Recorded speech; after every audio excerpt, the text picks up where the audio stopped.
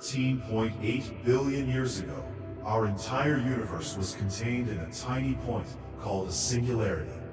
Then, a massive explosion occurred within this singularity, known as the Big Bang, and from it, our universe was formed. But have you ever wondered what existed before the Big Bang? If the universe didn't exist, then where did the singularity come from? Where did the darkness around it originate?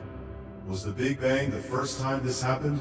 Or has it occurred before, and is it still happening somewhere in the infinite universe? Are we the only living beings in this universe?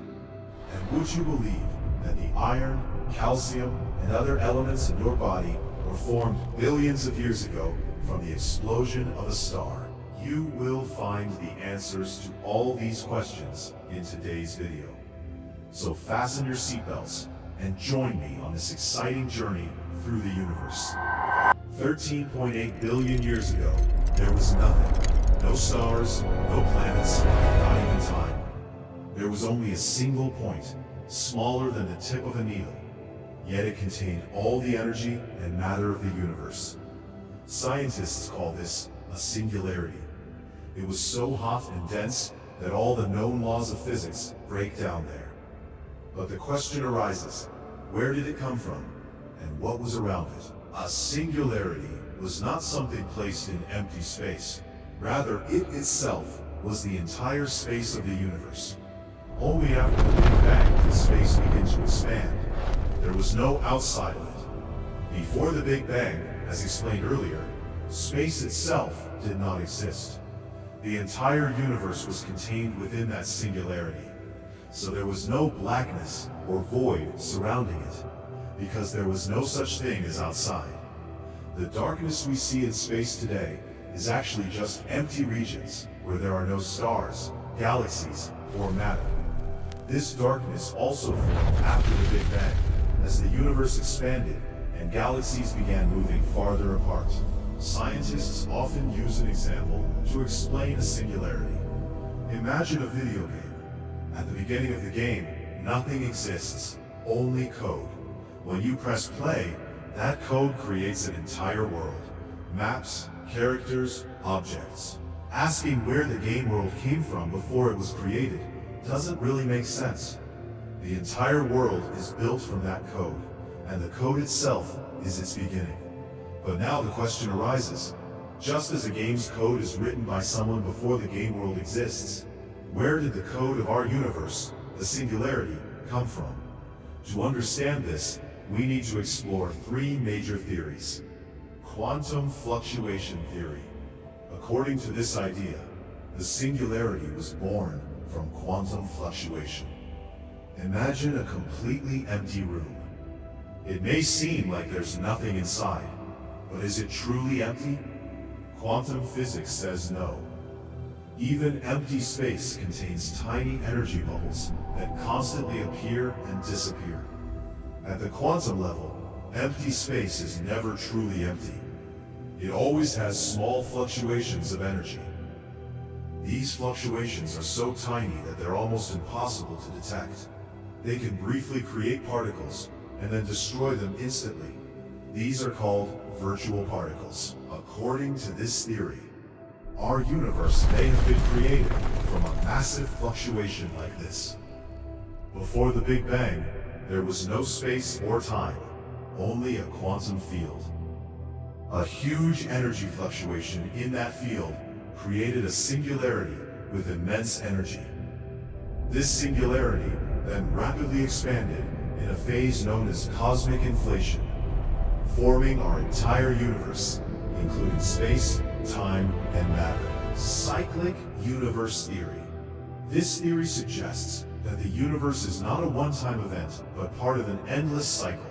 According to this idea, the universe expands, as it did after the Big Bang, then eventually stops and begins to contract. Over billions of years, galaxies, stars, and planets form. Eventually, gravity becomes strong enough to halt the expansion and pull everything back together. The universe keeps shrinking until all matter collapses back into a singularity, and a new Big Bang occurs, and the cycle starts again. In this view, the universe has neither a true beginning nor an end. It is constantly being reborn.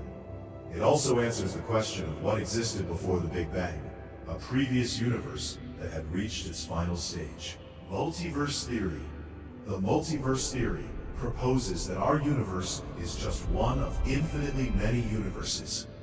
According to inflation theory, right after the Big Bang, the universe expanded extremely rapidly. This expansion didn't stop everywhere at the same time. In some regions, it stopped and formed bubble universes like ours. In other regions, it continued, creating more and more universes. This process is like an infinite ocean where bubbles are constantly forming. This means our singularity may not have been the absolute beginning. It could simply be the start of one such bubble universe. It's important to understand that the Big Bang was not an explosion in pre-existing space. It was the rapid expansion of space itself. During this event, an enormous amount of energy was released, which still drives the expansion of the universe today. Right after this early phase, the universe went through cosmic inflation, expanding faster than the speed of light in all directions. Later, the expansion slowed down, and the temperature and density of the universe began to decrease. Within minutes, it had grown enormously, and the nuclei of basic elements like hydrogen and helium began to form. The Big Bang is not just a hypothetical idea. It is supported by strong scientific evidence. In 2029, Edwin Hubble observed that galaxies are moving away from each other, proving that the universe is expanding. This observation also aligns with Albert Einstein's theory of general relativity, cosmic dark ages, and the emergence of light. After the Big Bang, the universe entered a phase known as the cosmic dark ages. During this time, the universe was completely dark because no stars or galaxies had formed yet. Initially, the universe was an extremely hot and dense plasma. Light particles, photons, could not travel freely because they constantly collided with free electrons, making the universe opaque. About 380,000 years later, the universe cooled enough for protons and electrons to combine and form the first atoms, hydrogen and helium. As a result, free electrons decreased, allowing photons to travel freely. This was the moment when the universe became transparent, and light spread everywhere for the first time. This first light still exists today as the cosmic microwave background, one of the strongest pieces of evidence for the Big Bang. Millions of years later, gravity began pulling together massive clouds of hydrogen and helium gas. In the centers of these clouds, pressure and temperature increased so much that nuclear fusion started. Hydrogen began converting into helium, releasing enormous energy. This process led to the birth of the first stars, ending the Dark Ages and filling the universe with light. Mystery of dark matter and dark energy. One of the biggest mysteries of the universe lies in its invisible components.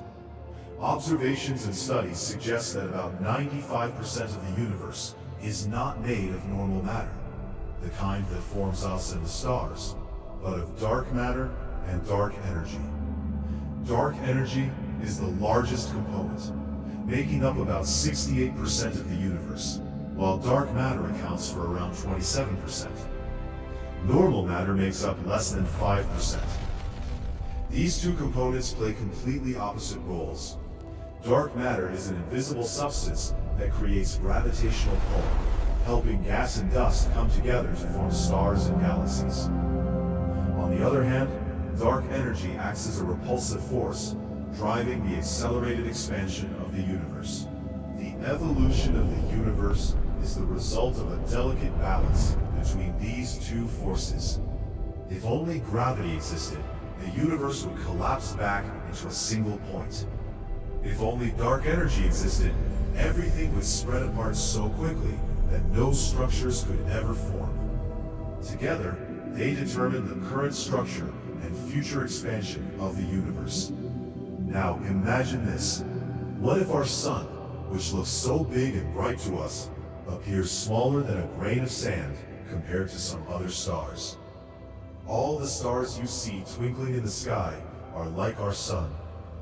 The only difference is that the sun is closest to us, while the others are thousands to millions of light years away. If I told you that our Milky Way galaxy contains more stars than there are grains of sand on all the beaches of Earth, would you believe it?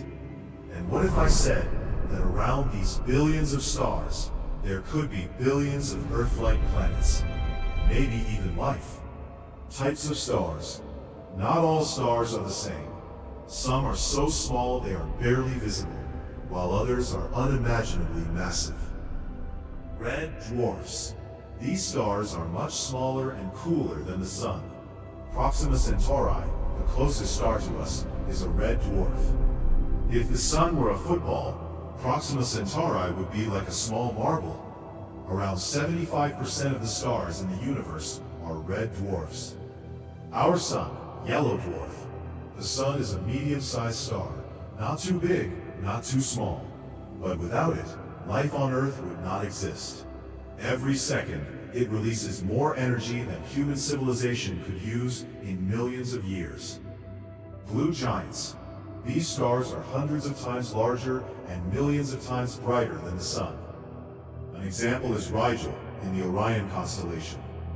They are extremely hot and powerful, but have very short lifespans. The giant UY Scuti.